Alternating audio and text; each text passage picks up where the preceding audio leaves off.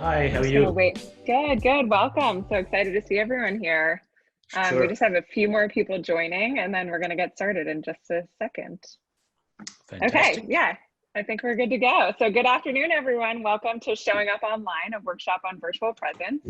I am very, very excited to introduce our speaker today, Ray Ringel. Ray is a faculty member at the Georgetown University Institute for Transformational Leadership and the founding director of their certificate program in the art of facilitation and design. Ray is in very high demand as an innovator in the areas of coaching, facilitation, and training across sectors. She enables a growing list of executives in some of the most successful Fortune 500 companies, nonprofits, and government agencies to become more effective managers and stronger communicators. So we are so excited to have her here today. Ray lives in Washington, D.C. with her husband and 4 children. So with that intro, I'm going to pass it over to Ray. But one thing to note, please add your questions into the chat and I will be reading through the questions and pulling them out to share with Ray during the session. And she'll be answering questions throughout the session. And then lastly, please turn your cameras on so we can all see who's in this room. So yeah, take it away, Ray. Okay, thank you so much. Wonderful to be with all of you. Yes, I am from Washington, D.C., but currently on vacation with my family in Colorado, which is why I look kind of red and I'm in a bedroom. Usually I have my green screen and I have lights and I have like a whole setup. So you might see little people walking behind me. You might get some surprises and we'll just go with it. So I'm going to go ahead and share my screen. Yes, here we go. So I'm going to go ahead and share my screen right now. And what we are talking about here in this hour is this idea about showing up online, how to have presence, and really best practices in facilitation. I really need anywhere between 4 hours and 4 days with all of you. So 1 hour, no problem. I'm originally from New York. I will speak super fast. I will try to make it as interactive as possible. We currently have 156 participants online. I'm going to try and get you moving and talking as much as possible. But the idea here is to really stuff your toolkit with as many tools as possible to help you do this work well, and to really notice that right now many people are experiencing Zoom fatigue. And so how do we keep making these experiences uplifting, engaging for others and for ourselves? So as a starting point, I really like to start here and to say, we want you to kind of enter this room and be here. So I'm going to ask you each to remove one distraction. That could be closing a window on the screen. It could be cleaning off a pile on your desk, anything. And I'm also going to ask you during this session to have some paper and old school pen, pencil, marker, crayon, whatever it is, next to, because we'll be doing some asynchronistic work. I'm going to ask each person to write a brief statement of purpose or your objective or what's your intention for this session. We're not going to share it. I'm just going to ask you to write it down.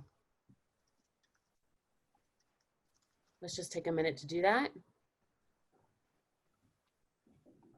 And yes, I absolutely will make these slides available to you so that you can have them and use them.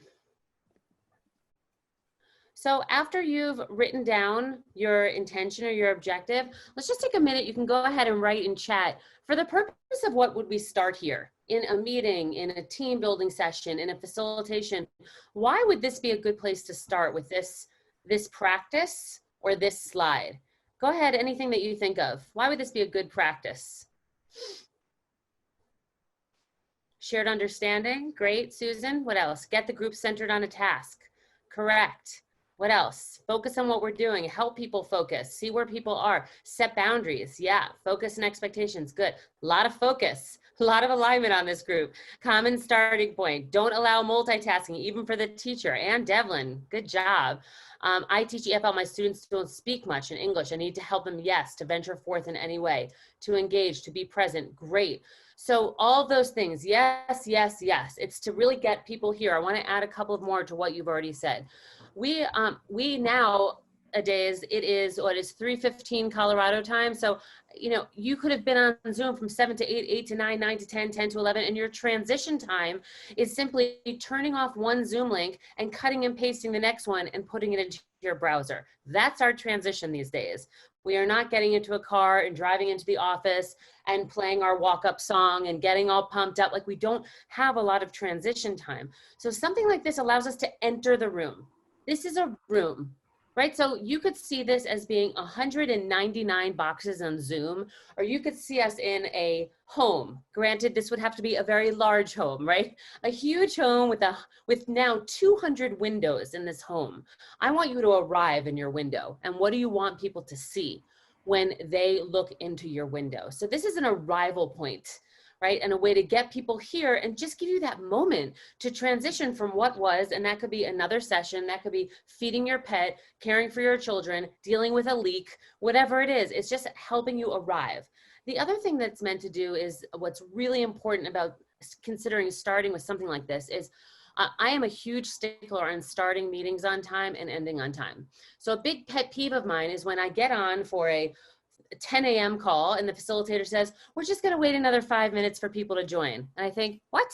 Do you know what I can get done in 5 minutes? It's obscene what I can produce in 5 minutes. Like, I don't want to be penalized. I came here on time. So how do you start on time, but also you want to have some compassion that the world is kind of upside down right now. And there will be people who have to be a few minutes late, probably for a good reason. And I don't necessarily want to punish them either. So can I create a meaningful exercise in the beginning for people to take part in that gives me 2 or 3 minutes for some of the late arrivals, and then we all start on the same page? Because if I start at 10 a.m. on the dot, there might be an important objective or framing or introduction that I want to make sure everyone hears. So it's to like honor the people who've come on time, but it's also not to necessarily penalize the people who have to be a couple of minutes late. Give people an arrival platform with something meaningful that gets them ready into the session. So on that note, our session here is we're going to really learn best practices in virtual facilitation collaboration. We're going to talk about presence. We're going to talk about physical presence, even body presence. And then I'm going to really start taking you into some of the design features around how do you design a session so that others will be engaged. And by the way, that you will be engaged as well. Even though you're the facilitator, doesn't mean that you are radically engaged. It could be extremely boring for you as well. So this is about like adding spice and a sense of aliveness to everything that you're doing. And that doesn't happen naturally. That is carefully curated and designed. And I'm going to teach you how to do that, or at least get you started today. A couple of agreements for our call here. I'll just go through these quickly. To please ask questions on Zoom. We're a really large group here. We're now up to 217. Woo, woo, that is so great. To stay on mute if possible. To think about trying new things, or I have here practice where it's safe. Confidentiality. So this is really important when you're thinking about online learning. People will often say, remember, what happens in Vegas stays in Vegas. I mean, lovely, but what does that mean? You have to, if you're going to make a statement like that, it has to mean something. So does that mean no live tweeting? Does that mean no name attribution to any comments? Like really give people a sense of how will I know that it's confidential? What are the practices as opposed to confidentiality? It's also about recording. If you're going to record a session, you have to get people's permission. And what I do when I record a session is, first of all, I do that beforehand, because you don't want in the beginning of the session, is it okay if I record? And someone says, no, then you're in a negotiation in front of all of these other people. I let people know, I get their permission for recording, and I'm also really clear about who has access to that recording. Is it members of the team who couldn't come? Is it being distributed to the whole organization? I kind of want to know how big I can go in this conversation if I know who will have access to that recording. So total transparency in terms of those things. Take the break you need, meaning we're not going to have a break during this hour because we're just going to try to bang the whole thing through. And if you need to take a break, you don't have to privately chat me and tell me why. Like, you take care of you and you do what you need to do. Okay, 3 before me. Now we're getting to the fun part. I am really into mindful and conscious participation, and to help people be aware of not being over talkers or maybe even under talkers.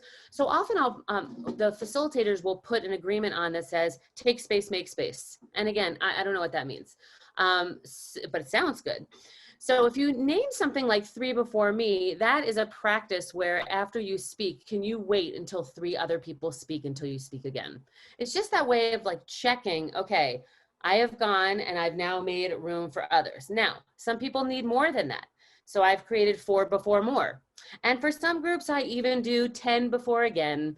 That is a Ringel one if I think there are major over talkers. So you can use whatever you want, but it's just that way of agreeing to be conscious about your participation. And then finally, the last agreement that I like to put in is, I say, remember the raffle ticket. So go ahead and you can put on chat if you know the answer to this question. Oh wait, hold on, I have a quick question of who starts to talk if you use 3 before me. Oh, it's just a rule, it's just an agreement that I put out there that if you speak, then you wait for 3 more people. So it's not about who speaks first. If you can tell me right now, what does it say on the bottom of every raffle ticket that you ever buy? On the bottom, what does it say? Go ahead and write it in chat.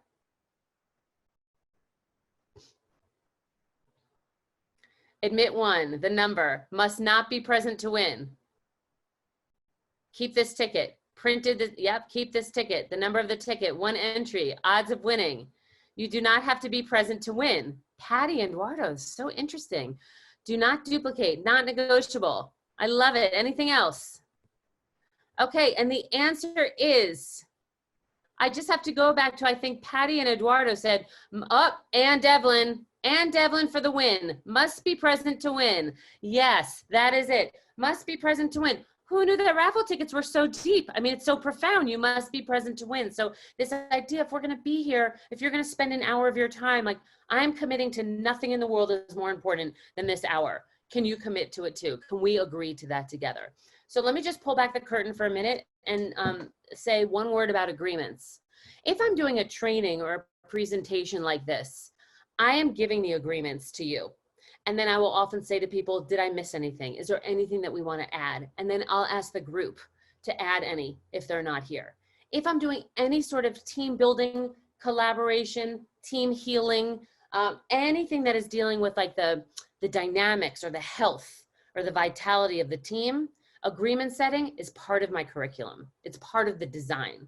It's a modality that we're using because I want them to come up with agreements and group norms. It's a part of the fabric of the facilitation. So just be mindful of that, that if it's something a bit more frontal, and we'll talk about frontal, I like to offer the agreements and then ask if anyone has any to add. But if I'm doing it as a part of any sort of teamwork exercise, I have them do it. And then if they've missed one that's important to me, I add it in on the backside, okay? We are going to stop a little bit for questions, but I do want to just ask Maya, there's a question here, speaking of recording, will we have access to this recording? Yes, so we will share out a link to the recordings for all verified educators. So if you're not a verified educator yet on Course Hero, but you are an educator, then definitely recommend becoming a verified educator and you'll get access to the recording. Okay, wonderful. Okay, great. So let's keep going. A new mindset. Here's what I want to say. I'm going to say a couple words about mindset because it really relates to presence. I think the most important thing in this work is to accept the loss, right? The one thing we know about change more than anything in the world is with every change there is loss. And if we can start moving through the loss, that is where the growth edge is. And I want to say as a professional coach and facilitator, there's a lot of, no one wants to be in the room more than me. No one. Like I'm the person in New York City who actually sits next to people in the subway. Like I like contact. I know that's not okay to say these days, but I want to be in the room with human beings, right? So the idea of it is not, what we're doing online is not going to be the same as it is in the room. It's not. But the new mindset is, it doesn't mean it has to be worse. It's just going to be different. And once we can embrace the idea that it's not going to be worse, it's going to be different, then the world is your oyster. And I promise you, I spend 12 hours a day teaching people how to convert their work to the online space in a way that's connected and engaging and emotional and productive. It can be done. It is not the same. It is not worse. It is different. And I think the big challenge in the workplace is people are moving through still like mired in that loss of what it was supposed to be, what the retreat, what the conference, what the meeting, what the gathering, like they just can't let go of that. And so then they're not open to the possibilities of what it could be. And so for me as a trained psychologists, everything is, the inner game runs the outer game. So like we have to start with us first and how we're approaching and thinking about this work. And that mindset is super important because I just want to show you for a moment some of the research that's been done around state of mind. Okay, so now I know a leader's state of mind is contagious, it's infectious. I know these are non-kosher words to use right now. We have to find better words than contagious and infectious, right? A leader's state of mind passes, it transforms, however you want to look at it. But just look at this, 50 to 75% of how employees perceive their organization's climate can be traced to the leader. In meetings, leaders have a profound influence on others' emotions and patterns of thinking. And in many instances, it's the leader's state of mind defines the upper critical limit for the state of mind. So it's this idea of like, if you show up with that doomsday mindset and think that it's all living and swimming in your world, it's wrong. Like it passes, sneezes, yawns, body language, state of mind, emotion, these things pass. And so when we want to step into the role of leading people, especially on the online space, it's even more the case. You can get away with you can get away with more in the room because participants can vibe off of the energy of other people in the room. But when you're on Zoom and people are alone in their space, it's even more important. That doesn't mean that you have to show up with pom-poms, right? The world is a dark, swirly place right now. It doesn't mean that. It means that you need to be aware of your state of mind and how you're showing up because it will translate to others, okay? So this idea of state of mind also comes to some of my favorite research out there. What makes someone credible? Well, let's face it, Oprah Winfrey's always credible. What makes someone credible? 38% by voice, tone, and tempo, 55% by body language. That means that 93% of building trust and credibility is communicated through the body. I want everyone to take their hands right now, and I want you to put the number percentage-wise of what makes someone credible or trustworthy is through the words. How much of a percentage is that? Hold up your fingers. Do the math. You should have 7 fingers up.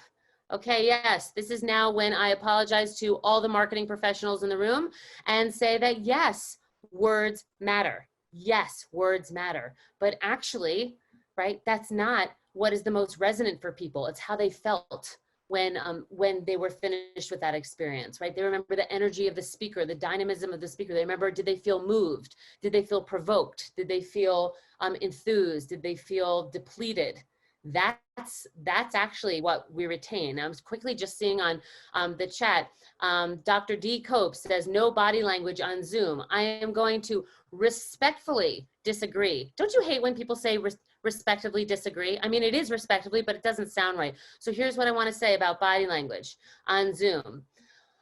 Again, if you see this as a window, there's quite a bit of body language that you have. So first of all, you have your hands, you have your shoulders, right? You have movement in your upper body. You can stand on Zoom, which I recommend, and you'll get a wider range. But also just remember your facial expressions. You can smile, you can frown, your eyebrows. Someone recently told me that your eyebrows are the glasses, that glasses are the performance stage for your eyebrows. Once I heard that, I would be wearing glasses even if I didn't need to. I mean, that is amazing, right? So it's this idea of you can come in, you can come out, you can go bigger with your voice, you can quiet down a little bit. So it's, again, this idea of if you feel boxed in, you're going to feel limited from your body language. But if you look at this box as a window, then you become much more animated in your window. Okay. I also want to say this, just an experiment for all of you in terms of presence. If everyone can take their hand, right, their arm right now and extend it straight out from your shoulder, the tip of your middle finger should hit your screen. That is the distance that you want to be from your screen, right? So if I push my chair way back, I would feel like Alice in Wonderland shrinking into the little tunnel, right? And if I come too close, you're going to start to see, you know, how many wrinkles I have. So it's this idea of like, look at this distance. And from there, right, from there, you are, that is your area. You want to be that distance. So I really believe that you can become quite animated. And the idea is, oh, Dr. D, you require students to use video for each class. Okay, let's hold these. We're going to come back to these. So it's just this idea that there is actually quite a bit of animation that you can do and physical presence that you can do. Okay, so one more thing, and then I'll open it up for a couple of questions. So this idea about the right headspace and presence. I spoke earlier about these transitions, how we're just moving from one thing to another, and I really want to encourage people to have their practice. How are you arriving? What does that actually look like? That doesn't mean you have to bring out your lava lamp and your incense and meditate for 30 minutes. Like it could be a breath. It could be a cup of coffee. It could be, for me, it's writing down everything that's in my head and just like getting it down so I can be here with you. But if we expect to just arrive and show up in this like fast pace that we're going, remember, we don't have the luxury right now of even walking down the hallway so much. Our transition period might be walking up 3 stairs. And here we are, or trying to like find the right Wi-Fi spot in our house. It's very different. So having that practice to arrive is really, really important. So I would love to, if you can just take a moment and put in chat, what are some of your practices? I love this, Melanie, play your favorite music. Okay. So any other practices that you have to help you like arrive and show up present for these kinds of experiences? You can go ahead and put them in the chat. Music, breathing, stretching, amazing. Music and breathing, wailing. Okay, here we're getting there. All right, meditate, warm up with voice exercises. I love that. Breathing, headsets, yes. Play Spotify lists created by students, so good. Wonderful. Mindfulness and yoga. I have coffee with my students. It's so nice. Stretching, grounding. I don't have any. Well, Dr. Janice, you're in the right place because just read this chat. There's a ton. Walking, research on students, coffee, great. Shoe cat, hot cup of tea. These are great. Wonderful. Yoga chimes. Hug the dog. Okay, by the way, who told me it was a good idea to get a puppy during a pandemic? Whoever wrote Hug the Dog, can I have some advice? Because I've raised 4 children and I'm dying right now with a puppy. I'm just saying. Okay, so here we go. Here for you. Thank you, Whitley. All right, I will be going back to this chat and reaching out to you directly. So the other thing that I want to say here is if you are coming on, look, we can't expect to just be all la-di-da, great headspace. Things are hard. Things are hard right now. I'm interested in authenticity. I'm interested when you're teaching a class, it is okay to tell students that things are hard, right? Or that it's been, you know, it was a tough weekend, or depending on your relationship with your students. Here's the thing. I'm actually writing an article right now that's challenging because it's very nuanced. And what I'm writing about is the difference between, is the following. Complete honesty is not full disclosure. I want you to be completely honest. I want you to show up authentic and real. But here's what I don't want you to do. Okay, everyone, it's my first time doing breakout rooms. This is gonna be very clunky, but just bear with me. Really? No, I don't need to hear that. Or when public speakers get up and say, I just wanna let you know that I have total paralysis around speaking in public, so be kind. And I'm thinking, I can't.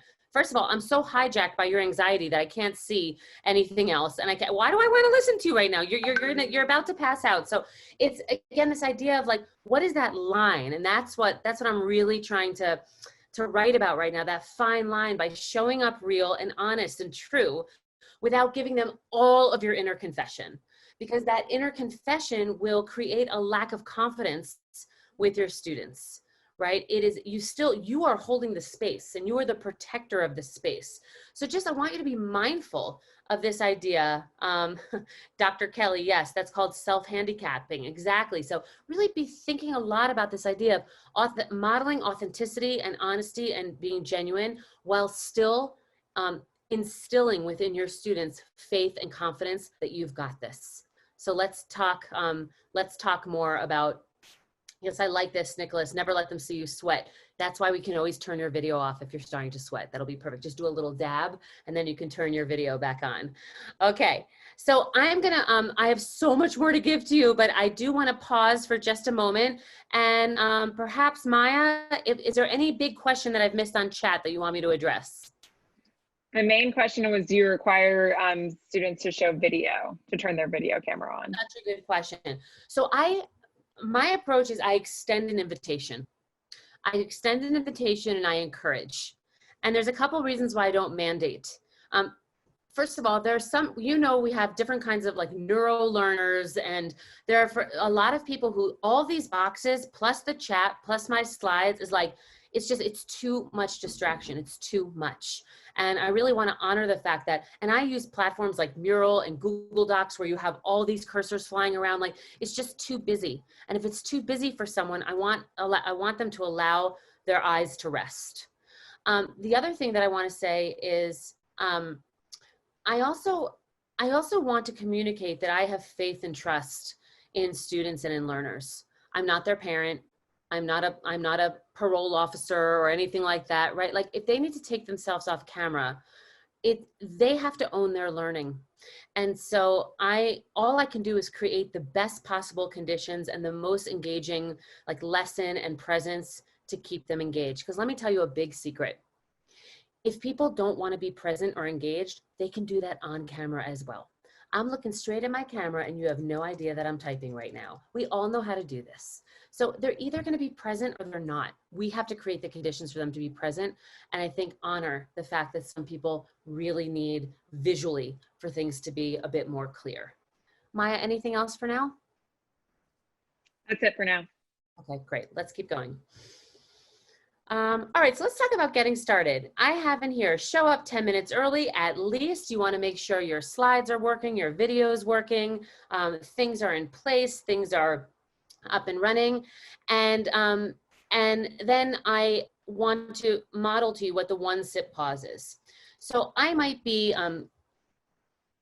saying, okay, showing up 10 minutes early. Can I hear from a volunteer of someone who has a different practice?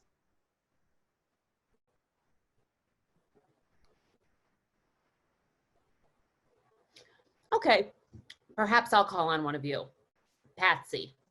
All right, Patsy, don't. I'm just using you as an example. Okay, so here we go. Or I would say, does anyone have any questions at this moment? It's dramatic, right? So I find that the timing of the one sip pause gives someone just the amount of time to like lean over, take themselves off mute, ask the question. Now, I'm not going to do that with 289 people, right? But most of my classes are between, let's say, 18 and 50 people. It's just the amount of time. But that's different than, does anyone have any questions? And I'm like mowing you down, right? Do you have any questions? I'm just going to go over here. I'm going to model hydration because that's important. I'm all good over here. And I come back, no questions, and we begin again. Right? So it's the same thing with a volunteer. There's something about that cadence and that rhythm. I'm telling you, it works like a charm. It is a Ray Ringel secret. Keep it. Now, if you're doing a training, it gets a little contrived when I'm like, does anyone have any questions? Oh, you see me taking the pause. So don't tell people what you're doing. Just go with the pause. And let's be honest, my pause is usually coffee. Have paper nearby. Super, super important. I always have paper nearby. And usually it's, let's say 9 slides per page of my presentation. I don't even have that today because I know I want people to be so prepared they don't even need to see that. But I always have paper next to me, as you can see right here. Why? Couple of reasons. First of all, anytime I have anything going on through my mind, a story that I want to tell you, an anecdote, anything that I want to remember to tell you, I'm writing it down. Confucius said that even the palest ink is better than the sharpest memory, right? Like, I got to get it down or else I'm going to obsess over that thing that I don't want to forget. And let's be honest, it's not only the stuff I want to tell you, it's everything like sign Leo up for hip hop, roast the cauliflower. I have 4 kids and a puppy. There's a lot going on and I run a company, right? So there's constantly things going on in my head and I just clear the highway. I get it down because my most important thing in life right now is you. So if I want to stay present with you, anything that floats through, I get it down on paper. Finally, when I'm with smaller groups than this group, I often have the names of the participants next to me. And I'm just sort of, you can do this with students, right? So I am seeing like who's participated so far, who's been super quiet. So if I see that, let's say Kimberly hasn't spoken up yet, I never public shame people. Kimberly, we haven't heard from you yet. We'd love to hear what you think. No. So what I might do is I might privately chat Kimberly and say, hey, Kimberly, I see that we haven't had the opportunity to benefit from your wisdom. Would love to hear what you think. Privately, not into public shaming. If it's a public call out, I might say, I'm noticing that a couple of students today are really carrying the room. They're really working hard. Would love to benefit from some of the people we haven't heard from. Who's going to go first? But I'm tracking that, right? I'm literally tracking it on a piece of paper if the classroom is small enough so I can sense that. Be clear on your role. That's just more of, in this role, are you teacher? Are you educator? Are you facilitator? Are you trainer? And then this idea of it takes two to facilitate. So I almost never ever facilitate without a second. It's like, think about Zuko and Kaneki. If you don't know my reference, your homework tonight is watching the movie Grease. You want to have your second in command. Today, Maya's helping me with the chat, but it is very rare that I facilitate without a second person. I want that person on the chat. They know when to gently interrupt me. I want to stay with you and have no reason to be away from you. Also, I work with a lot of sophisticated interactive platforms, let's say like Mural. If someone's having a tech problem, if Victor can't get on, Brian's on Victor. I send Brian and Victor into a breakout room and he troubleshoots. You shouldn't have to all wait while I'm troubleshooting with Victor. Now, the big question I always get is, how many people warrant a second? Is it over 10? Is it over 20? And I say, that's the wrong question. The question is, what's your objective? Because I have 293 participants on this call right now, and I really don't need a second because I'm just staying on Zoom. If there were 8 of you and I were moving you into different platforms, I probably would have a second. So it doesn't, to me, it's not about the number of people in the room. It's about what we're trying to accomplish. And do I need smooth transitions? And am I using other forms of technology? And I want my second in command so I can stay with you. So the question is, what's your intention? What's your objective? And in order to fulfill that objective, do I need a second person who has my back? Mark just said, totally agree. Usually suggestions we're given to nominate a student, which seems dubious. So a couple of things. First of all,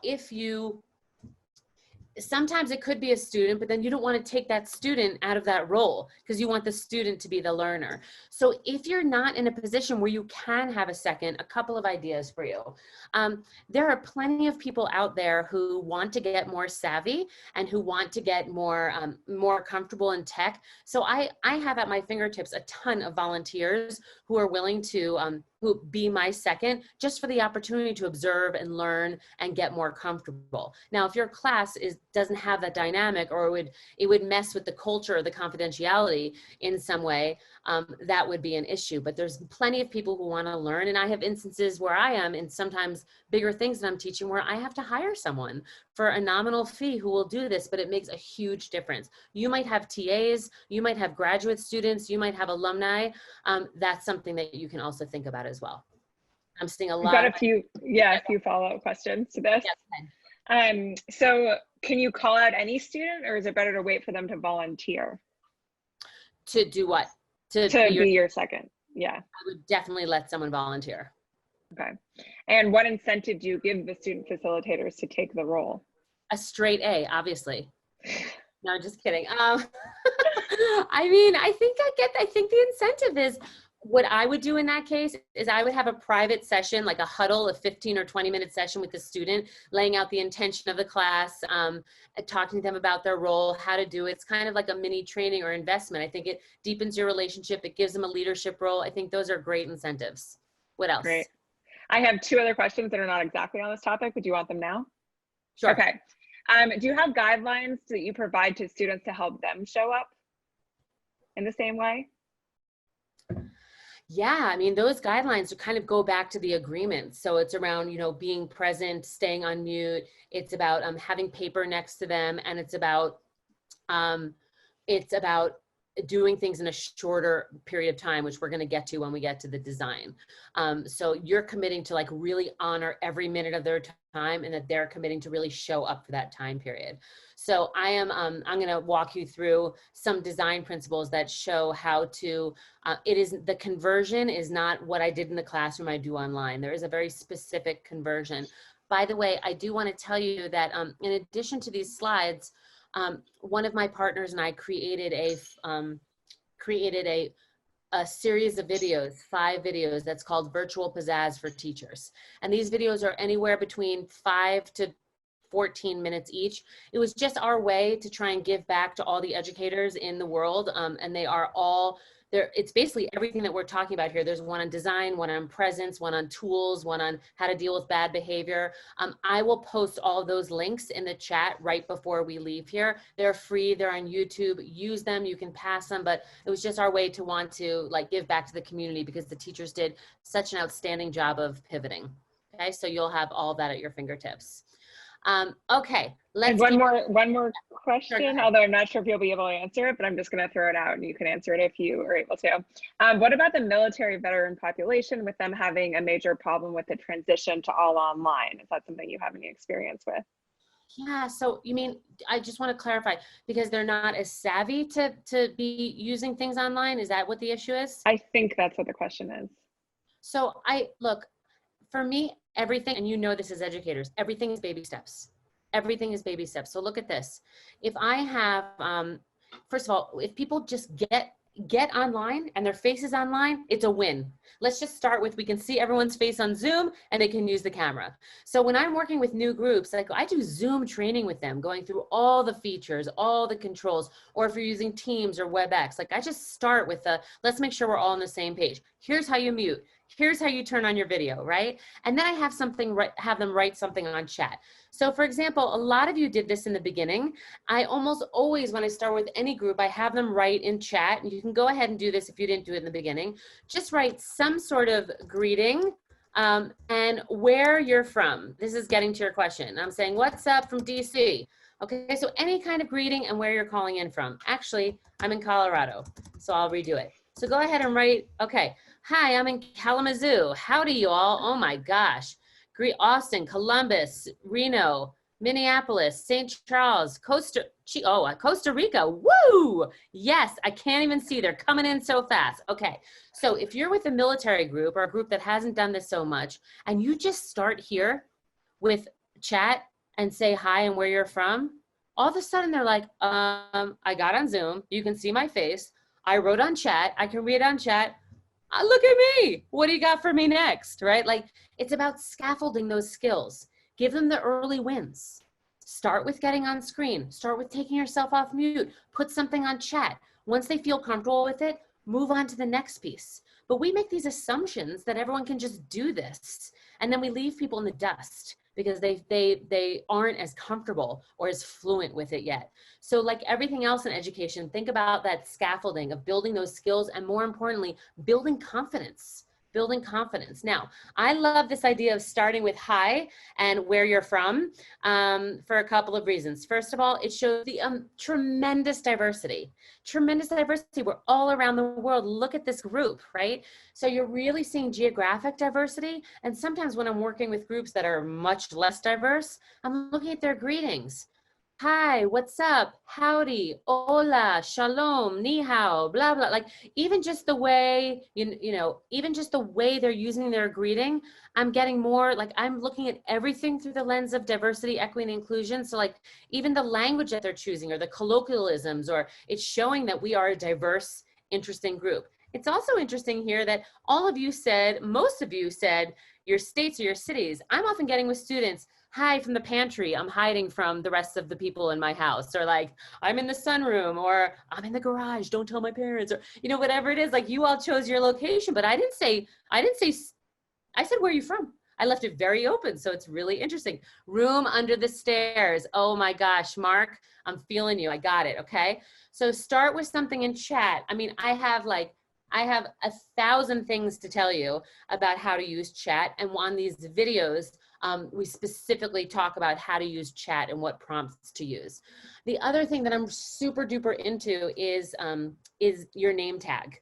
So as you can see, and I'm sure most of you know this, when your mouse is in your box, you'll see a mute button, and then you'll see a blue box with 3 white dots. I want you to go ahead on that toolbar and hit rename. And I want you to change your name to your first name, and then how you want to feel at the end of this session. How you want to feel feel at 4:15 today? Go ahead and rename yourself. Okay. I'm gonna stop sharing for a second. Great. Okay, engaging, great. Empowered, I'm seeing. Oh, I see a sexy. I love that. I'm gonna work hard on that one. Okay, great. Empowered, energetic, hungry, etc. So you can kind of do a roll call, or you can really see where your students are. Either what's your current state now, what's your future state. I want to give you 3 other ways to use this rename function that is super, super important. One is if you want something to be anonymous. If you're polling your students about something, you want them to be really honest about where, how this class is going, or what they need, or some developmental feedback that they have. And it'll be hard for them to be honest about it with their name. Have everyone change their name to anonymous. Then when you write in the chat, it says from anonymous to everyone, from anonymous to everyone. There's only one problem with that. Almost always somebody spells the word wrong. It's a very hard word to spell. So often I will do something, like hope or hi, or it could be something like a bit more benign, because anonymous is let's be honest, I need spell check for that word too. It's a hard word, but it's this idea of everyone having the same identity to make sure that their identity is actually unrevealed. So that's one idea. The second way that you can use the rename is, let's say you want your students to generate ideas that they want to talk about and then choose breakout rooms. So tacos works well in my community. I love that. So I would post on my screen, breakout room 1, exercise in quarantine, breakout room 2. It would be, oh, well, let's just do it in more educators' world. So breakout room 1, like how not to procrastinate. Breakout room 2, falling in love with fractions. I just made that out. I love that. Breakout room 3, world history after Alexander Hamilton. Okay, so then what you want to do is you then change your name to the room you want to be in. So it says Ray 2, right? Lee 4, Mark 1, Maggie 3, and you choose your room name. Then I give people a 5-minute break, and then I go in and I look at all the names and I put them in breakout rooms based on what they want. So instead of doing it like randomly, right? Let people choose the conversation they want to be in. And if they write it in chat, it's going to be super confusing. Let them do it on their name tag. Finally, the last thing I want to share with you that I do almost all the time is I work with many diverse groups, which I'm sure you do, many international groups. And often I don't know just from like seeing out front how to pronounce their name. It's really important to me that I say people's names right as a facilitator and in terms of presence. If I say your name wrong once, you'll forgive me. If I say it wrong 3 times, you're going to check out. And for me, it's all about a student feeling included and feeling seen, especially here. So what I'm going to ask everyone to do is go back to your rename button, and I want you to phonetically spell out your name, meaning anyone in the world could look at your name here, okay, could look at your name here, and they would be able to pronounce it correctly. Now, if your name is Bob, this is going to be hard, but I want to really see what you come up with. Let's see. Mine is Ray. What do you got? I see. Come on. Julia. Julia, that is amazing. All right. Trisha. Trisha. Brian. Brian, are you kidding me? I love it. What else do I see? Okay. Janice. Okay, I love it. You get the point. You're doing great. Chris T. So good. Oh my gosh. Add dumb. I think that's for the win. I think add dumb is definitely for the win here. It's so good. All right. So first of all, now you're in like a creative exercise, how to see things differently. And then often what I'll ask people to do is I'll say, okay, I want you to honestly raise your hand if you saw, add dumb in your name before. Like have you seen that word or those words in your name? I ask people to raise their hands, and maybe a few people have, but many people haven't. And then I'll tell a story and I'll say, you know what? The work that we're doing today is about trying to see things from a new perspective, trying to like shift the lens, shift our perspective to see what opportunities open up. And then I tell my students about the late, great George Carlin, the comedian. I say, George Carlin used to do this bit where he talked about the deja vu. And the deja vu is when you go somewhere where you've never been and it's totally familiar. Like you just feel like I've been here before, or you can really sense something. Well, George Carlin talks about the vujade. And the vujade is when you've been somewhere a million times, but all of a sudden you can see something that you haven't seen before. So it's a practice you've done at work, or a book that you've read 19 times, but on the 20th time, you're like, I never realized that, right? Or it's a relationship you've been in from, for 20 years, but you see a side of someone. It's like that childlike wonder where you can see an opening that you weren't able to see before. And so as educators, I love doing this exercise, not only to stimulate creative thinking, but to show, like, if we keep looking and keep turning it over and turning it over, we will find new solutions. We will find new answers or new interpretations. Don't stop at what you see on the first, on your first view. Keep going, keep going. So even an exercise like this can connect you to content or connect you to intent. That's the rename function. Some of the other things that you can use, and I talk a lot about this in the videos that I'll share with you, is show and tell. Now, let me tell you something. From the age from 3 to 103, everyone loves show and tell. It just depends how you set it up. If I say, we're going to do a little exercise right now called show and tell, you might remember it, you're done. Instead, I say, okay, so we're studying right now presence. I want everyone to turn off their camera, and I'm going to ask you to walk around your house and find something in your house that represents presence to you. I want you to bring it back to your computer. And then you go around quickly, or you put people in breakout groups, and each person shares that object. Now, in my world, it might be an object that inspires your philanthropic giving, or represents your values, or represents why you came to work at this company. It could be anything. It could be go around your house and bring back an object that represents photosynthesis. If it's a kindergartner, it could be something that's green, whatever it is, but it's the idea of go get something and bring it here to ground the learning of what we're trying to teach and what you have around you. Now, the beauty of this is that people are not bringing this stuff to school. We actually have so much more material to work with in our homes if we just make that call. I love doing, I want you to go right now, and I told one of my third graders, her teacher, to do this. Bring something back to your screen, something that holds meaning for you. And what these kids brought back, from like their stuffed animal to their grandmother's candlesticks to their to like artifacts and objects that mean something to them. These kids are not bringing those to the classroom. Even college kids are not bringing them from home to their dorms, right? Like, it's actually, that's the opportunity that we have to be in people's spaces. Use what they have around them as part of the learning. Super, super important. Okay, so the group grow around with roll call. That's the last thing I'm going to say about this, because I want to just give you my design principle before we sign off, is I'm into having every person's voice heard. That is not going to happen with 287 people on the line, very, very sadly for me. But for most of the classrooms that we teach, it is possible. Maybe not with 100, but if you have anywhere of 40 people and below in a class, you can have every voice heard, and this is how. It is not, if I said to you the prompt, I want everyone to say one sentence about something you've learned about yourself recently. Right? Something you've learned about yourself recently, or a great challenge you've overcome, or one accomplishment you're super proud of. Some people will talk in one sentence, and other people will talk in 1 hour. And there goes your design. If you want every voice heard, you must do a prompt. And this is how it goes.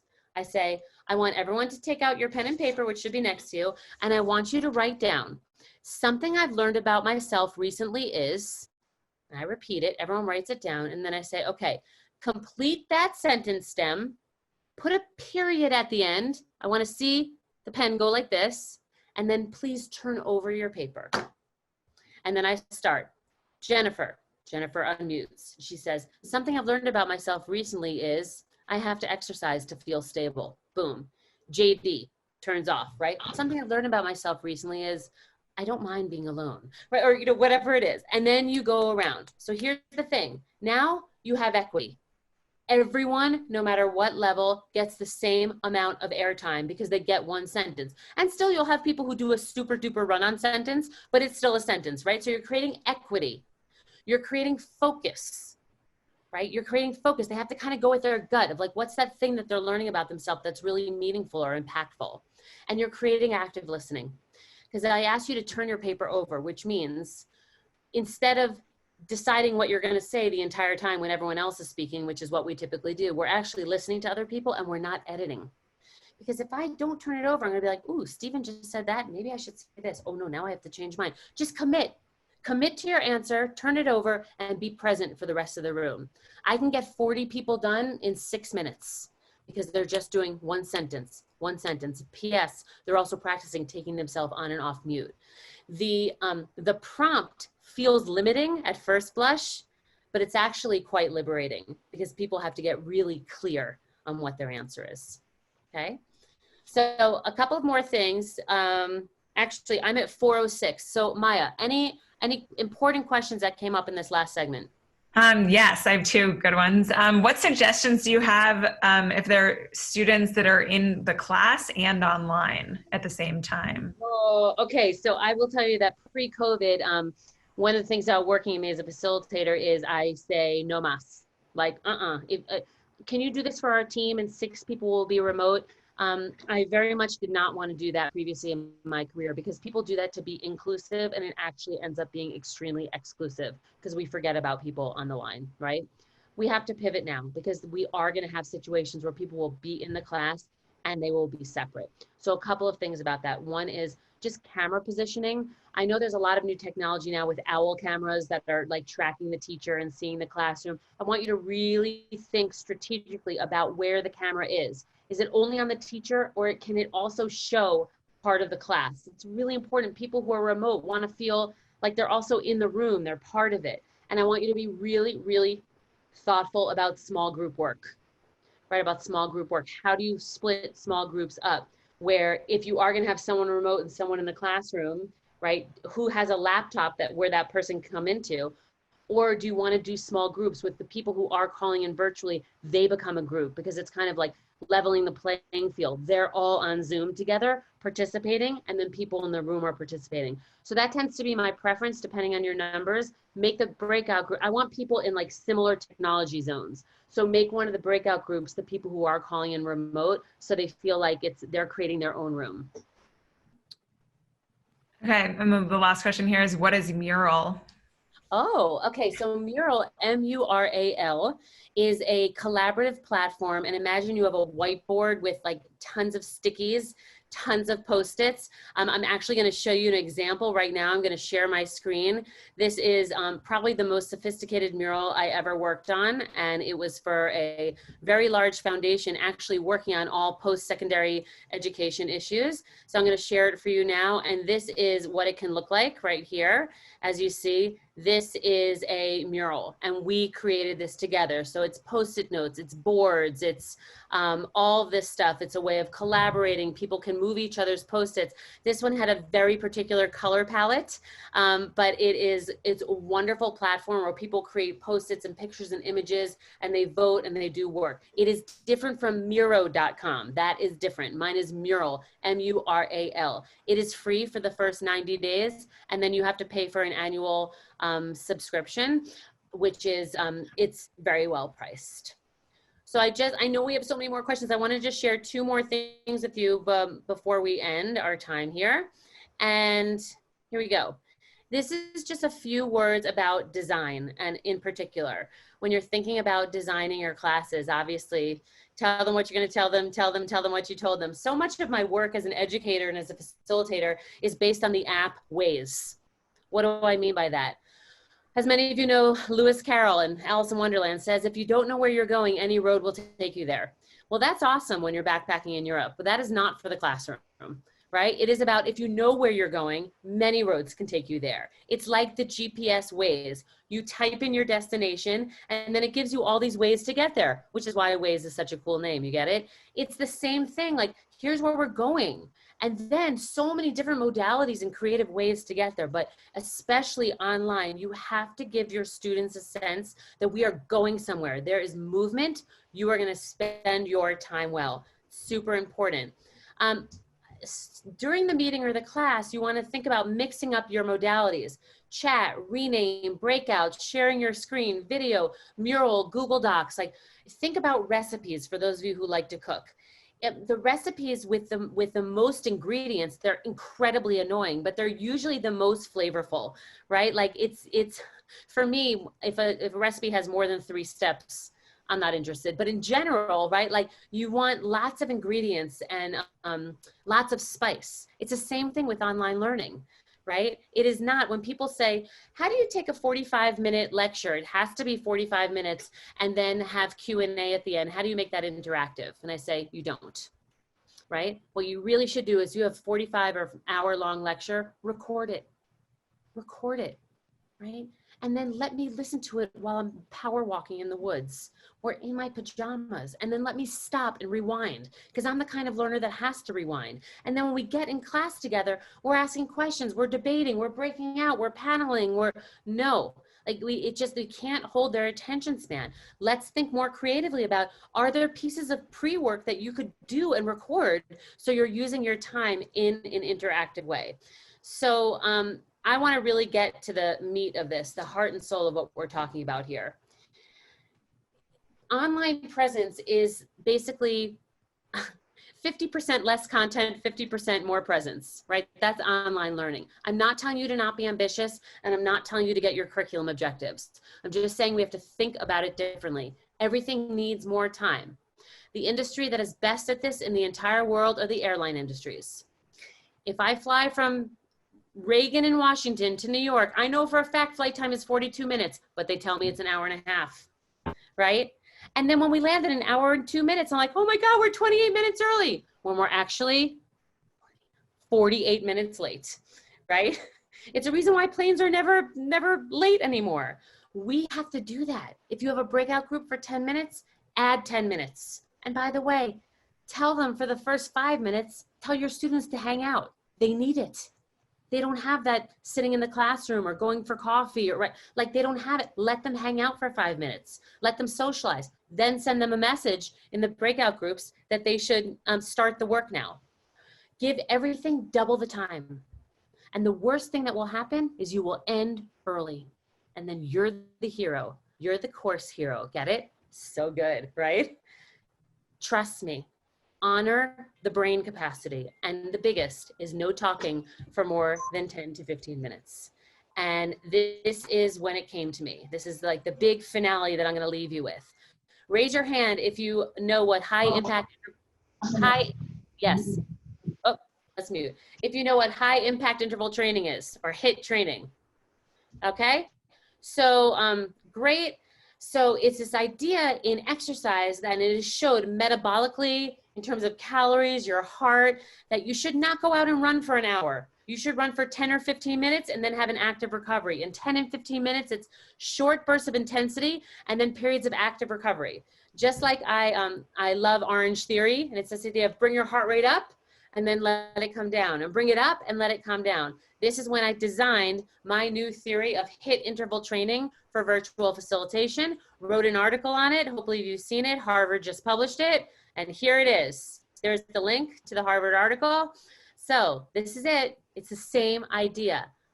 10 or 15 minutes of like the teaching, the giving, the imparting, and then the interval is the digestion, applying, writing something asynchronistically. Do you have any questions? A breakout, a this, a that, like the learning, recovery, learning, recovery. So let them absorb it and then let them apply and use it and make sure they understand it.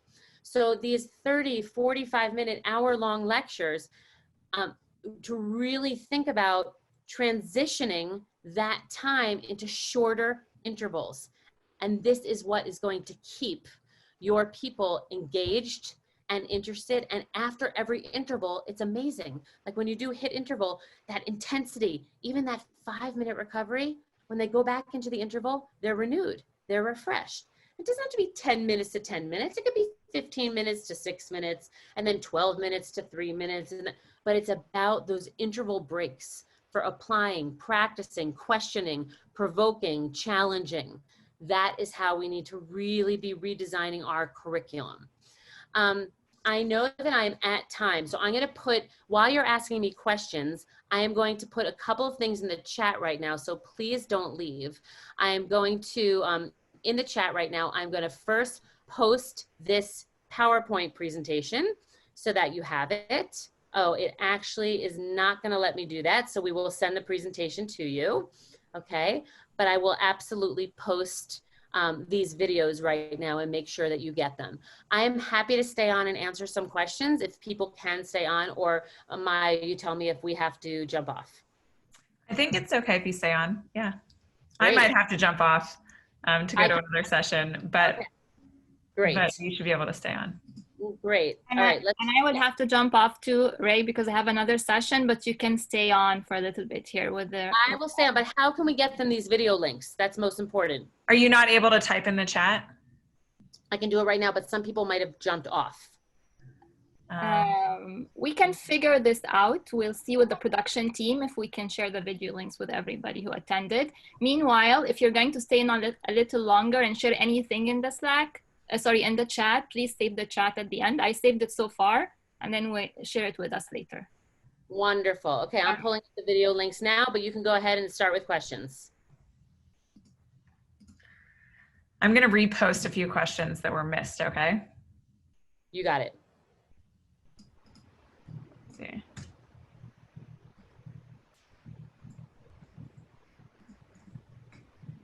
Oops.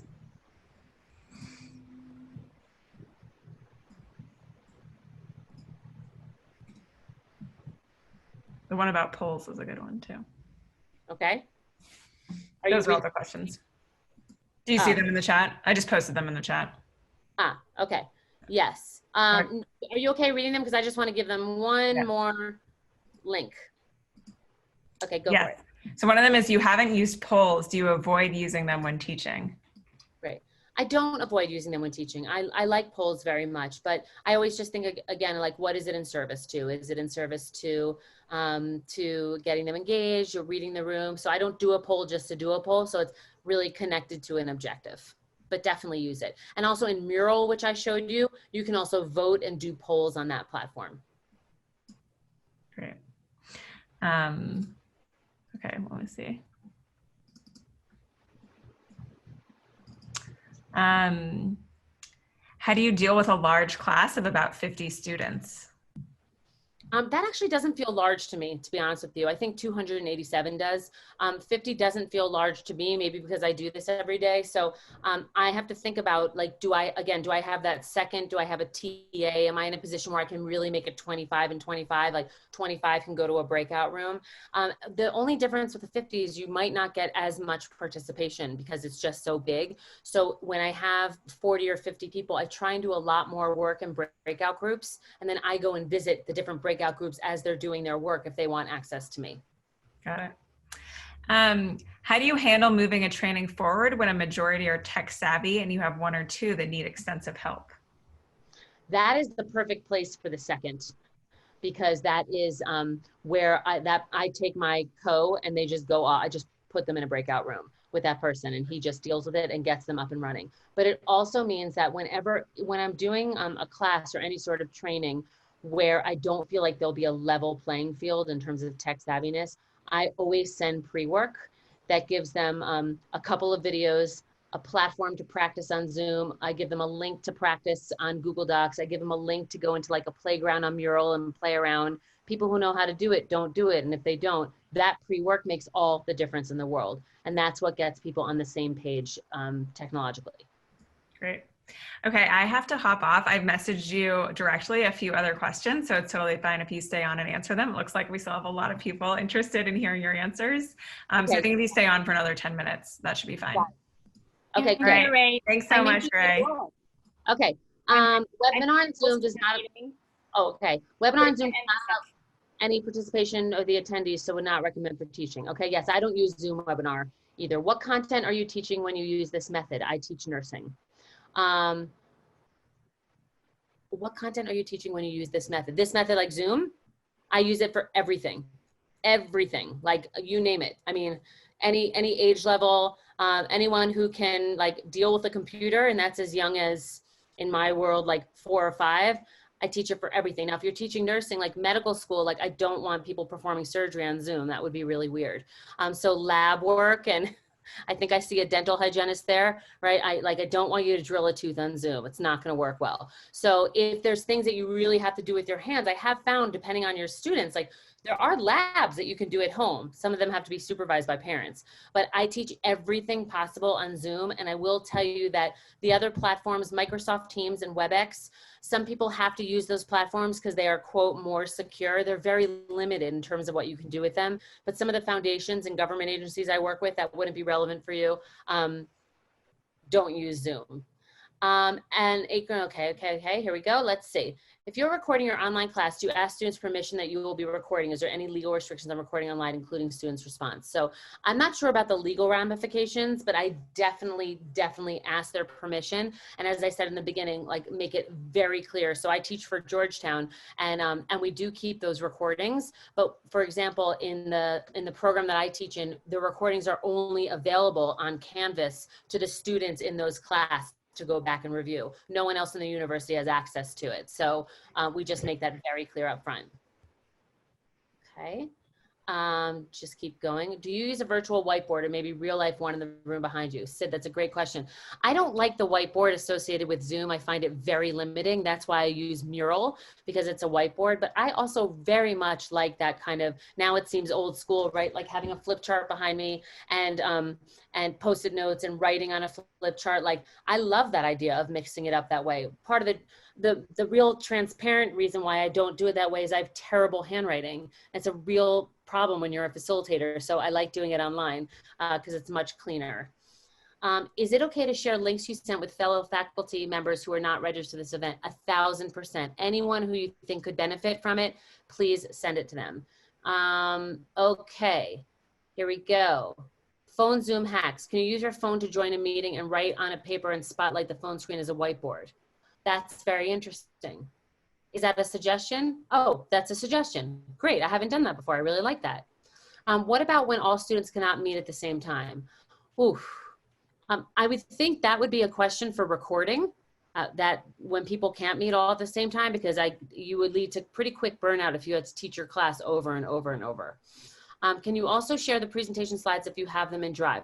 So I would be so happy to, but it doesn't allow me to because of their privacy settings. Usually on the chat, there's a button that says attached file. They don't have that here. So I'm gonna make sure it's available to all of you. I mean, I'm happy if it's available to the whole conference. It doesn't, like, I'm very open source, and I really want people to be able to benefit. The downsides to turning off self-view, like my self-view, there are people who will turn off their own self-view because it's distracting to see themselves. I mean, for me, the downside, I don't do that because I want to be checking in on my presence and my body language and where my eyes are. And that's why I want to keep that self-view, because it's more of just like making sure that I'm showing up the way that I want to. But a lot of people find it really distracting to see themselves. So they turn off the self-view and it's easier for them to focus.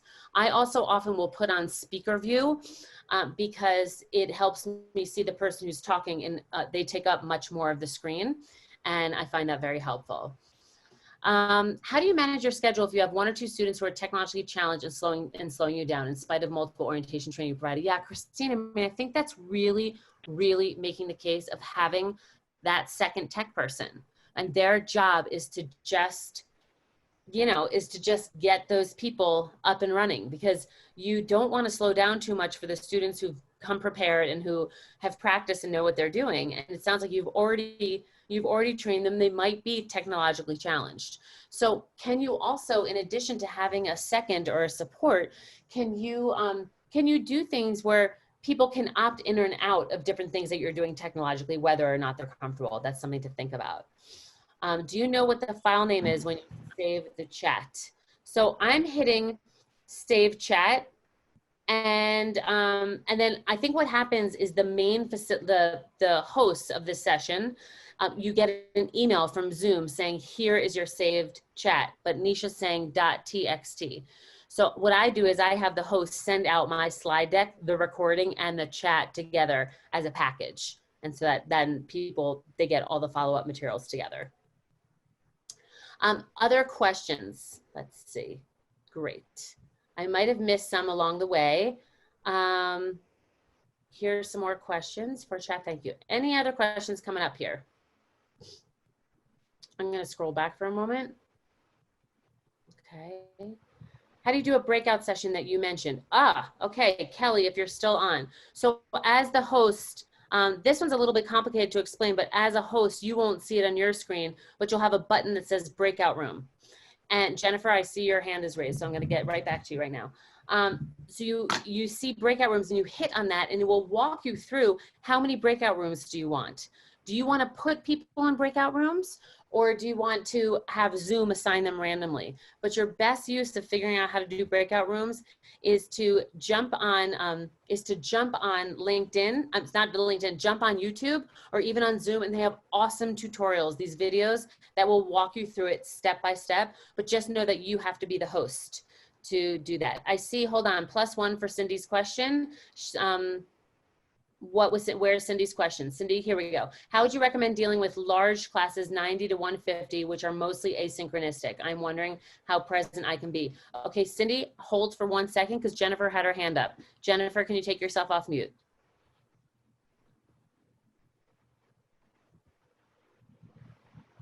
Jennifer, are you still with us? Okay, here we go. All right, so I'm going to come back to Cindy. So 90 to 150, which are mostly asynchronistic. I'm wondering how present I can be. So Cindy, I'm assuming this is like you're teaching into this, right? You're teaching into this space and just being recorded, and then it is being shared with students. Is that correct? Is that what you mean? Or do you want to clarify? That's pretty much it. And we post content, they access it whenever. I mean, we can post like open times or do, we have to use WebEx or Teams because that's all our university will support, but they're not required to come. So that kind of is optional, so. Okay, so I think here, I'm putting my email, by the way, in the chat. So I still try and use like fun tools and things, even when I'm teaching asynchronously, but for me, I just try and create an audience. Literally, whether it's like stick figures or stuff that, whatever it is, like I just pretend that I'm in the room or teaching to students. Now, I can only speak for myself. I'm typically so jazzed about what I'm talking about that obviously it's so much better if people are there, but I'm just like really connected to the things that I'm teaching and super passionate about it. So I just connect to that. I just connect to like the excitement of sharing this information and helping to empower people. And so I find that it really like pumps me up and gets me excited, whether or not I'm seeing people on the screen or I'm just kind of pre-recording. So I think it's about like getting into that zone, getting into that flow and that teacher zone to keep it very alive and remember what was interesting to you about this, right? Why did you get into this work? Like, why do you care a lot about this topic, and really try and connect to that, and it will make the lecture come more alive.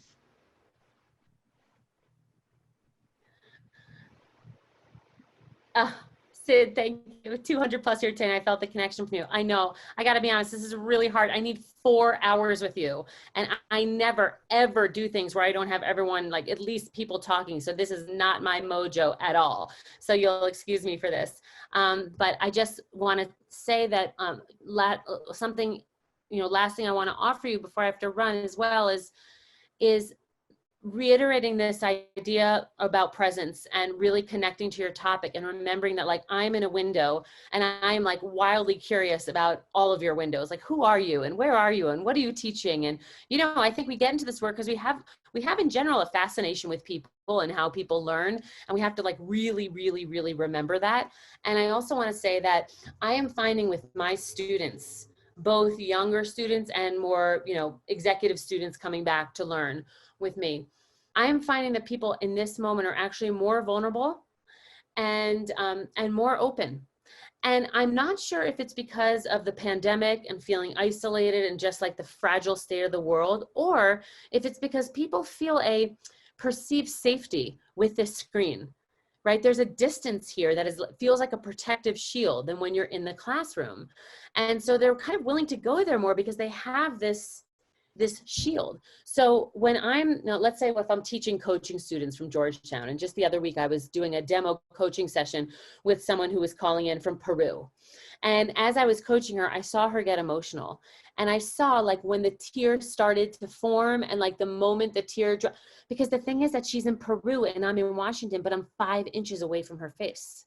So even though there's this distance, there's this closeness of I'm 5 inches away from each of you. And I think it's really powerful. So as opposed to saying we're distant, the screen and the barrier, like how do we start seeing this as like we're 5 inches away from each other, even though we're worlds apart? And how do we actually work with that? How do we actually work with that? So I want to thank you so much. I put my email in the chat along with the videos, and please feel free to follow up. I'm on vacation right now, so hopefully it'll take me a couple days and I can tune off, sign off. But good luck, and just thank you so much for the work that you're doing. It is not easy. It is not what you signed on for originally, and I think it's what we need the most now in the world. So thank you, thank you, thank you.